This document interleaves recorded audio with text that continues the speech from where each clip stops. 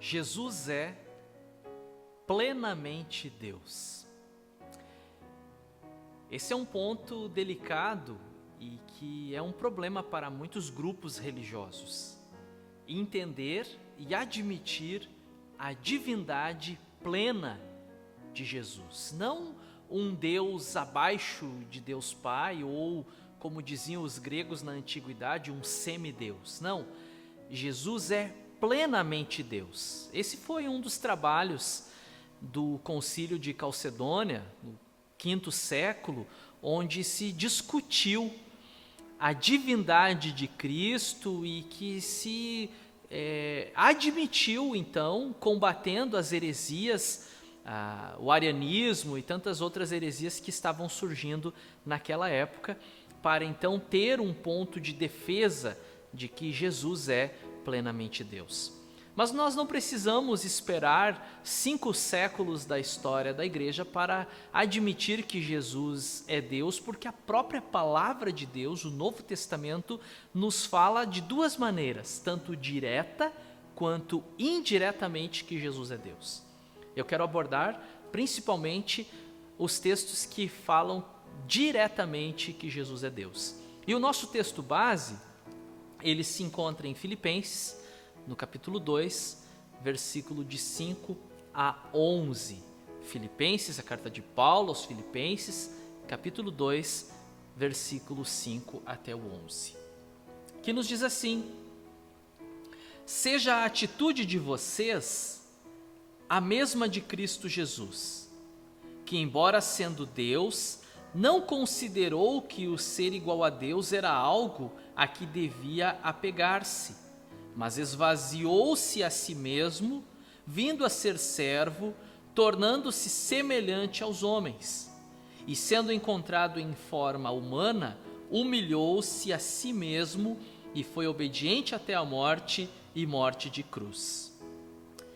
Por isso Deus o exaltou à mais alta posição e lhe deu o nome que está acima de todo nome, para que ao nome de Jesus se dobre todo o joelho nos céus, na terra e debaixo da terra. Esse texto ele fazia parte da minha mensagem anterior. Eu acabei não usando na mensagem anterior e reservei ele para usar aqui, na última mensagem da série Jesus é. É um texto que tanto serve para nos dizer que Jesus é plenamente homem, o homem perfeito, como eu falei, e para nos dizer que Jesus é plenamente Deus, porque nos fala que ele abriu mão da sua glória, que ele não considerou, embora sendo Deus, não considerou ser igual a Deus, e que ele veio ao mundo como servo, como homem. Então é um texto que nos mostra as 2 naturezas de Jesus indistintamente. Mas nós vamos dar a maior ênfase aqui falando sobre a divindade de Jesus. A divindade de Jesus, ela foi observada por aqueles que o acompanharam durante o seu ministério terreno. Jesus, ele, enquanto homem, ele exerceu o pleno poder sobre a natureza. Jesus, ele acalmou o vento, as ondas. Jesus andou sobre as águas. Jesus, ele amaldiçoou uma figueira que secou imediatamente. Jesus curou enfermos, enfermidades incuráveis do ponto de vista da medicina da época e talvez ainda hoje. Jesus exerceu poder sobre espíritos malignos. Jesus manifestou a sua divindade estando acima dos poderes da natureza, seja no mundo físico quanto espiritual. Também Jesus praticou inúmeras vezes atos de onisciência, ou seja, ele sabia todas as coisas antes mesmo que falassem para ele. Quando os fariseus, quando os doutores da lei cochichavam qualquer coisa a respeito de Jesus, Jesus dizia: o que vocês estão aí tramando, arrazoando em vossos corações? Jesus já sabia, antes das pessoas se achegarem a ele, o que iria acontecer logo em seguida, um atributo divino. E um terceiro exemplo da divindade de Jesus foi o seu pleno poder sobre a morte. Não apenas a morte dos outros, porque ele ressuscitou muitas vezes pessoas, trouxe de volta à vida, como o filho da viúva de Naim, o seu amigo Lázaro e alguns outros, mas também a si mesmo.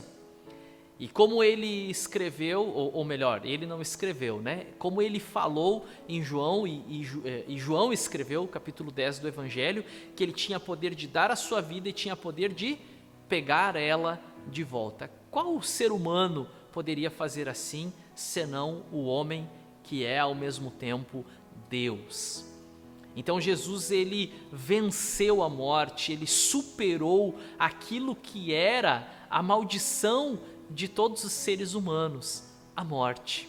E por conta da sua vitória sobre a morte, a gente encontra isso na primeira carta de Paulo aos Coríntios, no capítulo 15, por conta da sua vitória nós temos essa esperança, porque ele foi o primeiro, as primícias, e assim como ele nós ressuscitaremos também. Mas isso é um assunto para uma outra pregação.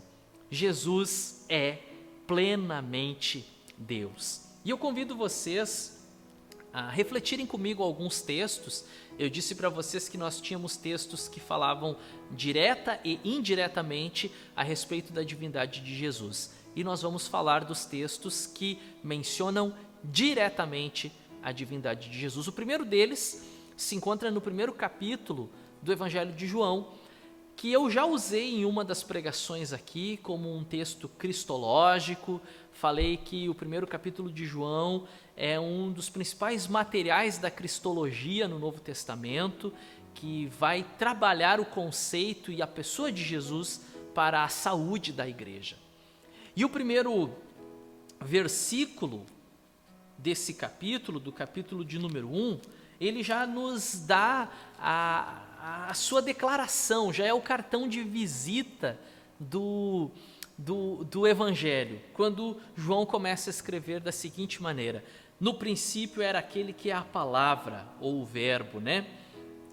Ele estava com Deus e era Deus. No princípio era aquele que é a palavra, ele estava com Deus e ele era Deus. Nós temos aqui já a abertura do Evangelho, João mostrando no seu material aqui veio para declarar a divindade do Filho de Deus. No princípio era o verbo, e o verbo estava com Deus e ele era Deus. Ainda no mesmo capítulo, o versículo 18 nos diz assim: ninguém jamais viu a Deus, mas o Deus unigênito, ou seja, falando do Filho, que está junto do Pai, o tornou conhecido. O Deus unigênito que está junto do Pai o tornou conhecido. Então, essa é a missão de Jesus, foi essa a missão de Jesus, revelar o Deus Criador a todos nós. Jesus é plenamente Deus.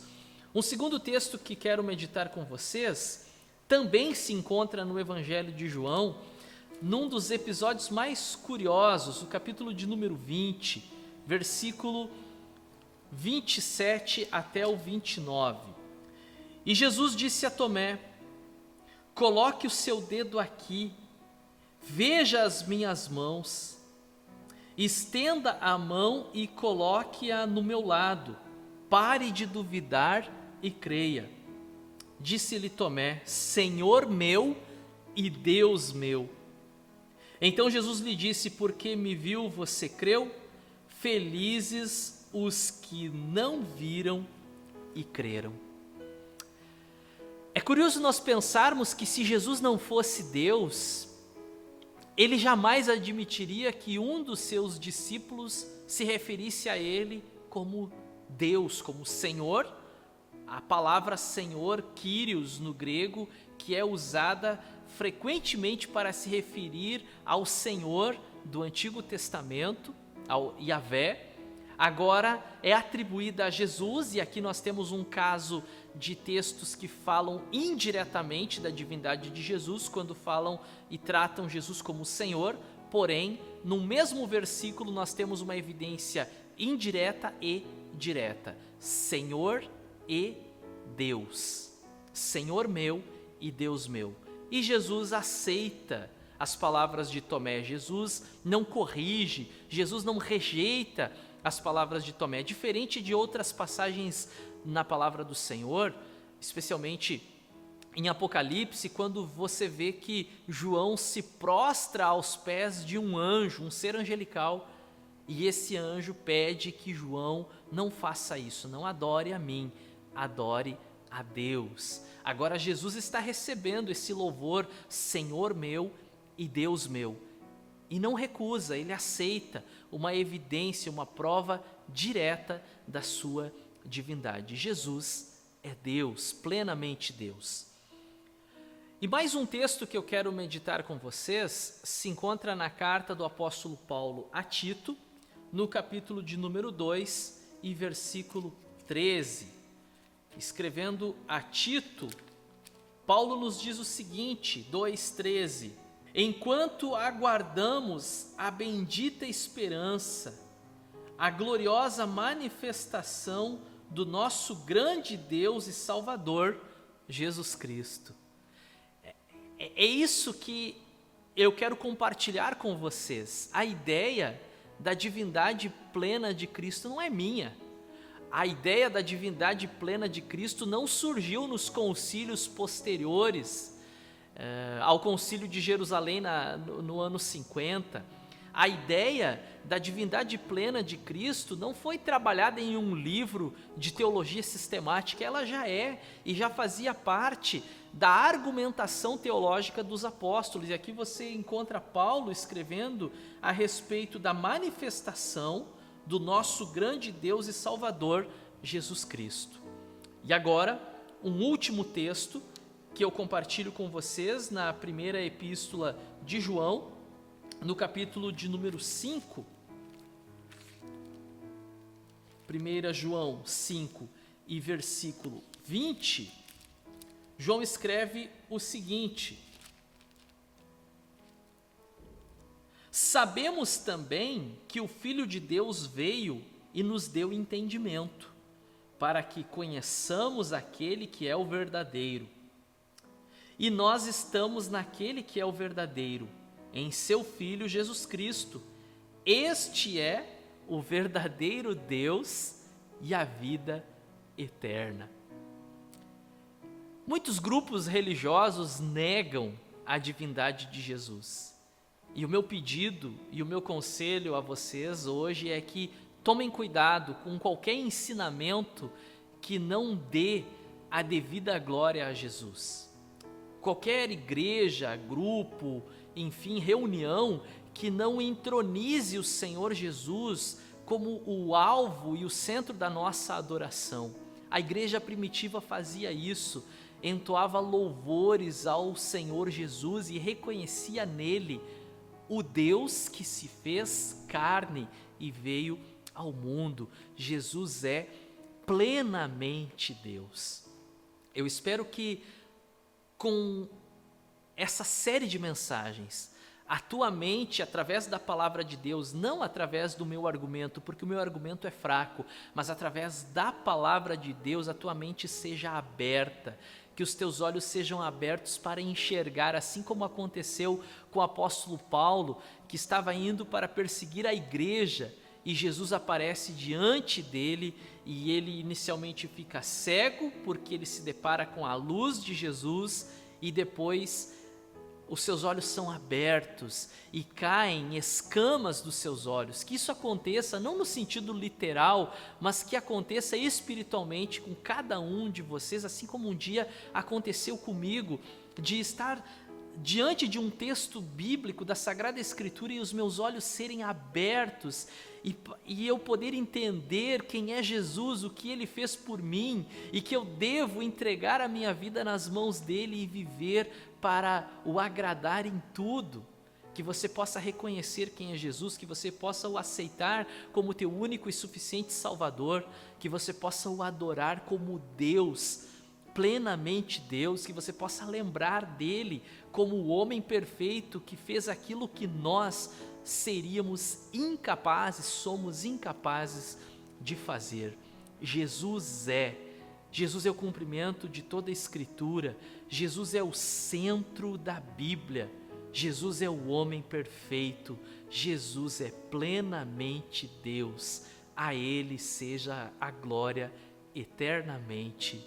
Amém.